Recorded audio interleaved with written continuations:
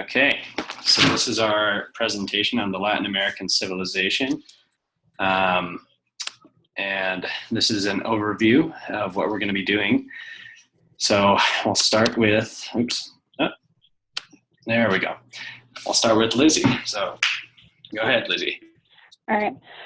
So what is the history of the Latin American civilization? Many indigenous people lived there before the 15th and 16th century. Some of them that are very well known, the Aztecs, the Incas, Mayans, and the Mexicans. They've been there for a long, long time. And then we have Christopher Columbus, who came in 1492 and totally changed how everything was in the Latin American civilization. With him, there followed several other people from Europe, and they brought various diseases and stuff that the natives were not immune to, and we call this the Columbian Exchange. A hard thing with all of these people coming in is that the culture there, the laws are heavily based on their religious beliefs. And with those who came from Europe, their beliefs were primarily Christian, and so there was a big clash there. And with all of this going on, there was a failure to keep the large states together. So there was a lot of interstate wars and conflicts, and they just fell apart. So with everybody coming, especially from Portugal and Spain, there became more a new identity that was heavily influenced by European culture.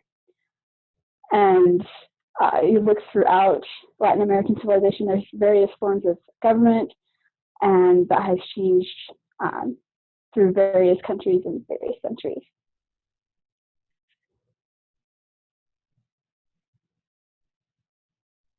So how has Latin American civilization changed over time? Well, the United States became heavily involved in Latin American affairs in the 1900s.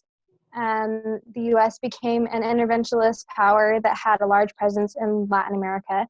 And with the help of the U.S., Panama eventually gained their independence and the Panama Canal was built.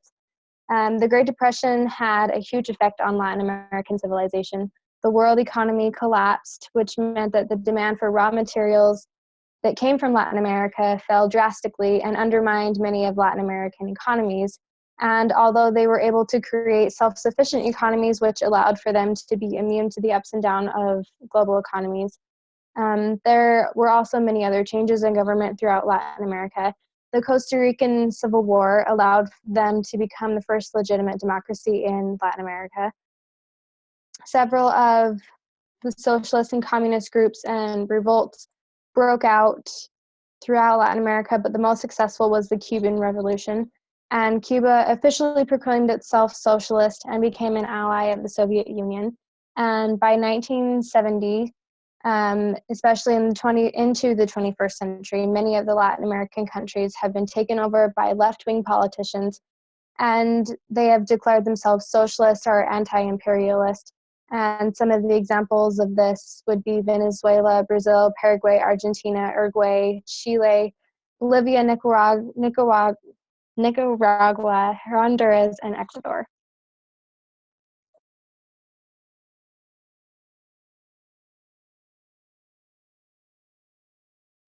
All right.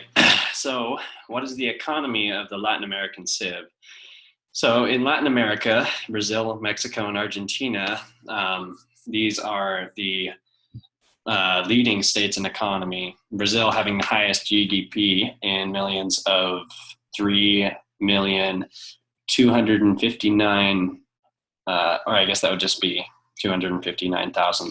And then besides several colonies and islands in Belize, Barbados, and the Bahamas, they have some of the poorest economies. Belize having a 3,034 GDP in millions, putting aside the nation's economy, the people in many countries in South America are very poverty stricken. Unfortunately, many of the countries, such as Guatemala, Uruguay, and Bolivia, have shocking hunger and unemployment rates. Brazil, being a large country with plenty for trade and industry, is rising as an economic power and in this age. And alongside it, Mexico and Argentina are pulling their way, beginning to strengthen their trade and economy. In future dates, these countries will likely be among those economically strong relative to the rest of the globe. And then, so what is the state of democracy in Latin American Civ? So one of the main challenges for Latin American civilization against democracy today and throughout history has been corruption. Before democracy even came to the Latin American civilization, the corruption was very bad and the government seemed to lean towards dictatorships. In efforts to get rid of corrupted governments, governments have changed to more democratic systems. But unfortunately, instead of ridding the nation of corruption, the democracy only added to the corruption. Corrupt leaders would gain approval through promises to help the people out of poverty, only to seize power and then add to the corruption that is already there. So many civilizations in South America recognize how large a problem corruption is, and they're moving towards a well-functioning democracy by turning to more systems and checks and balances, stabilization, and anti-corruption reform. They're beginning to recognize the need for a stable system not run just by men, but by law. So that's what's being done for that. And move on to the next. All right, so what goals do South American powers have? One goal of South America would be to achieve is to lessen the poverty in most of all of its countries. South America has the highest poverty rate in all of its countries. And the three most poverty-stricken countries are Bolivia, Venezuela, and Colombia. They have brought down the poverty rate in the last decade from 49.2% of all South American poverty rate all the way down to 31.2%. You know, they've also increased the economy as well, and by doing this, economies become more healthy.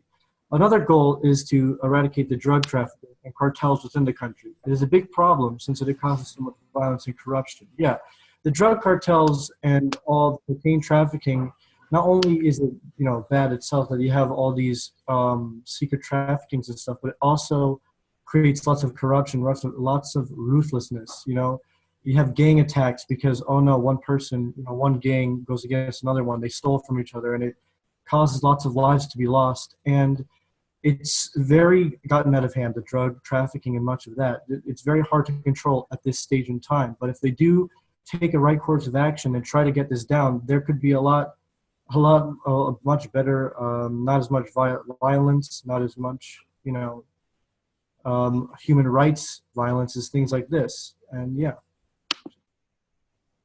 Now, what challenges do South American nations face? One of the challenges in South America today is getting a good education. Over millions of kids, 23 million kids are not attending school between the ages of 4 and 17. Kids in pre-K ages, 4 to 5, don't even go to pre-K. They don't even go to school because they can't even, they're so poverty-stricken, they can't even afford the supplies or anything. Now, the governments and the powers have systems, and they have places to help these kids get a good education. They're very small, though. They're not exactly as put out there as they could be. And if they do improve on this system and actually reach out to the kids, reach out to people, these 14 to 17-year-olds, you know, they reach out to them and show them they need an education, then that would be a good thing. It's one of the big challenges. Another challenge is, as I said before, poverty. There are programs that help those in poverty, but they also need improvement. They aren't as put out there as well. There are things that they can do. They can go to centers, the people. They can go to centers. They can go to places that will give them jobs and basically put them back on their feet and give them a place to be. But like I said, they need very much improvement because while they're there, they're not in a majority. There's still many people in poverty in the South American countries. Another challenge is, again, drug trafficking. There's lots of cocaine rings and drug cartels within the country, and the biggest places for that are in Colombia, Venezuela, and Bolivia, and as well as Honduras. It causes a lot of gang violence, corruption, erosion of laws, and human rights violations. Because not only do they get into the drug cartels where they take, ship drugs out of the country or in other places in South America, they also have human trafficking. They traffic women and children for money and exploitation. And then the laws, everything becomes corrupt. Political leaders, they see how they can exploit this and get money out of the drug cartels. And so the law is no longer upheld. And so the regular civilians, people, all those people have unfair treatment. And so it just causes lots of corruption. It's a very big challenge in that country because it's been so rampant in the past 30 years, and there's not really been much of a control over it. They've tried to stop it, but it's just gotten so rampant. But if they do focus and put a good system, and put a good team, they can actually try to stop the drug trafficking. They can be successful, and South America will become much safer and not so corrupt in this way.